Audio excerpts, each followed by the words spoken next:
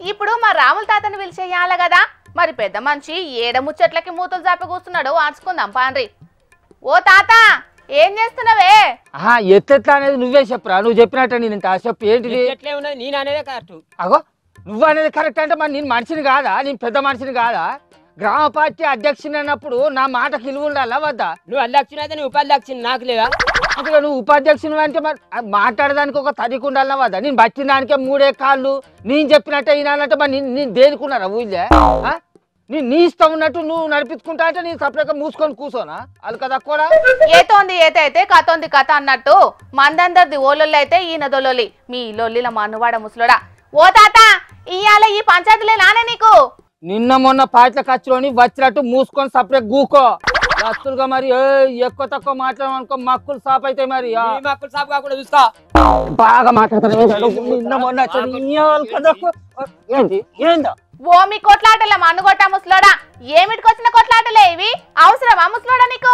అదే 10 ఏళ్ళు ఆ పార్టీ నుండి పెత్తనాలు చేసినావు, ఇప్పుడు ఈ పార్టీలకు వచ్చి ఇక్కడ పెత్తనాలు చేస్తున్నావు అంటే ఏడిపోయినా నీదే నడవాలంటే మేము అందరం చేతులు ముడుచుకొని కూర్చోవాలి. కూర్చోడానికి ఏందనుకుంటాను ఎత్తరా నువ్వు? అరే ఆగుండ్రి మీ లొల్లి సల్లగుండా. ఇంతకీ మీ పంచాయతీకి కారణం ఏందో అదన్నా చెప్పే తాత. అటెంక కొట్లాడుకుందో గాని. అరే అది కాదు పిల్ల, ఇప్పుడు సర్పంచ్ ఎలక్షన్లు రాబోతున్నాయి కదా, అయితే మా ఊళ్ళో ఉన్న మా పార్టీ కార్యకర్తలు అందరు కలిసి మరి మన ఊళ్ళో ఎవరిని సర్పంచ్గా నిలబెడదాము అని అధ్యక్షుడినైనా నన్ను, ఉపాధ్యక్షుడినైనా ఈ మొగోనికి ఈ బాధ్యతను అప్పచెప్పిండు. అయితే మరి ఎవరు నిలబెడదాం రా ఎత్తెత్త సంగతి రా అని అంటే నేనే సర్పంచ్గా నిలబెడతా అని బాగా నిక్కుతాండి అయితే ఈ మొగోడు తొక్కుతే బోరిగా వలగాలే. అయితే మరి తీయరాదే, అన్న సర్పంచ్గా నిలబడితే నీకేమైతుంది? అయిపోయింది అయిగా. అది వరకు కారు పార్టీ 10 ఏళ్ళు అధికారంలో ఉన్నప్పుడు గులాబీ కాండ్వా భుజాల మీద వేసుకొని ఊళ్ళో 10 ఏళ్ళు పెత్తనం చేసిండు ఈ మొగోడు. ఇప్పుడు మా చెయ్యి పార్టీ అధికారంలోకి రాగానే మళ్ళీ ఈ చెయ్యి పార్టీ కాండ్వా భుజాల మీద వేసుకొని మళ్ళా పెత్తనాలు చేస్తాడు. 10 ఏళ్ళు అధికారం లేకున్నా కూడా పార్టీని పట్టుకొని వేస్తే నా సొంటి కార్యకర్త ఏం చేయాలి? సప్పుడు చేయకని చేతులు ముడుచుకొని ఉంచి గడ్డి పీకల్లా నువ్వే చెప్పిగా. అదా నీ బాధ. అయినా ఓ అన్న, ఏ పార్టీ అధికారంలో ఉంటే ఆ పార్టీలకు పోయే నువ్వు వాళ్ళు చెప్పినట్లు ఊకుంటా రాదే? ఎందుకుంటావు? ఊకం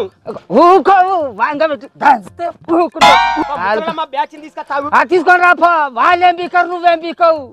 బ్యాచ్లు తీసుకొస్తాడట ఒక్క పార్టీలో గిన్ని బ్యాచ్లు. అరే రారా నువ్వు తీసుకొని రాపో, చూసుకుందాం. ఇచ్చి పెడతానా కొడుకులు? ఓ తాత ముసలోని అయినావు, ఈ వయసులో కృష్ణరామ అనుకుంటా మూల కూర్చోక ఈ పంచాయతీలు అవసరమానే నీకు? అట్టెత కూర్చుంటే అచికతాలు కేదానా? నిన్న మొన్న పార్టీలకు వచ్చిన వానికే గంత బలుపుంటే 10 ఏళ్ళ సంధి పార్టీకి అధికారం లేకున్నా ఎత్తిన జెండాను దింపకుండా భుజం మీద మోచిన వాళ్ళం మేము. మా సొంటి కార్యకర్తలకు ఎంతుంటది అసలు వాళ్ళ లెక్కకైతే ఈ సర్పంచ్ ఎలక్షన్ల పదవి కోసానికి మా పార్టీలకు వచ్చింది అయితేనో, లేకుంటే వాడు మా పార్టీలకు రాకపోవు. ఏ లాభం లేకుంటే వాడు ఏం పని చేయనాడు. రాపో ఇగో ఇట్లా మీ ఇంట్లో లొల్లులు చేయబట్టే అవతలకు సంధి అవుతుంది. ఎరికేనా? అవుతుంది కాదా మరి? అయినోళ్ళను కానోళ్ళను అందరినీ పార్టీలకు తీసుకుంటే పార్టీ పరువు పోతుంది, ఆ పార్టీలకు పిలిచిన లీడర్ల పరువు కూడా పోతుంది. అంతేందుకు మొన్నటికి మొన్న కారు పార్టీ నుంచి మా పార్టీలకు వచ్చిన 10 మంది ఎమ్మెల్యేలు వాళ్ళు మేము వస్తాం అనగానే వాళ్ళ మెడల మీద కండువాలు కప్పి చేతిలో చేసి సేకండించుకుంటా మంచిగా ఇగిలించుకుంటా పోటీలకు పోజులు ఇచ్చారు.